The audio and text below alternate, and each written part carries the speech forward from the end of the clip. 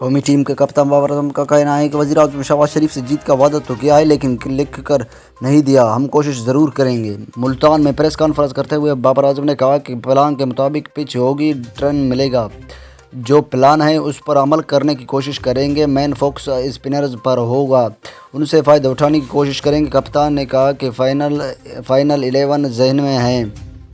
ابھی کچھ دیر پچ پھر دیکھیں گے، اس کے مطابق فیصلہ کریں گے۔ انہوں نے کہا کہ انگلینڈ ٹیم ایک نیا طریقہ لے کر آئی ہے، اس کے مطابق کھیلتی ہے،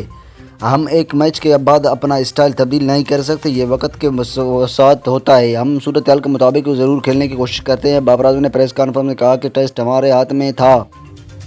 نہیں جیت سکے تو اس میں ہماری غلطی ہے، اپنی غلطیوں پر قابو پانا ہے، ہمیں اعتماد ہے، ہمارا پلان ہے کہ آئندہ میچز میں جارحانہ پن دکھائیں۔ کپتان کا کہنا تھا کہ جو فاسٹ بولرز ٹیم میں ہیں انہی پر انحصار کریں گے، ہمارے فاسٹ بولرز تینوں فارمیٹ کھیل رہے ہیں، ان کے بوجھ کا خیال رکھ رہے ہوں، ہمیں فاسٹ بولرز کو فٹ کرنا ہے۔ انہوں نے کہا کہ اظہر علی کے مستقبل کا میں یہاں بیٹھ کر فیصلہ نہیں کر سکتا، وہ سینئر کھلاڑی ہے، فارم اوپر نیچے ہوتی رہتی ہے، میں کپتان کی حیثیت سے اظہر علی کو بیک کروں گا۔ بابر نے بتایا کہ وہ وزیر اعظم سے جیت کا وعدہ تو کیا لیکن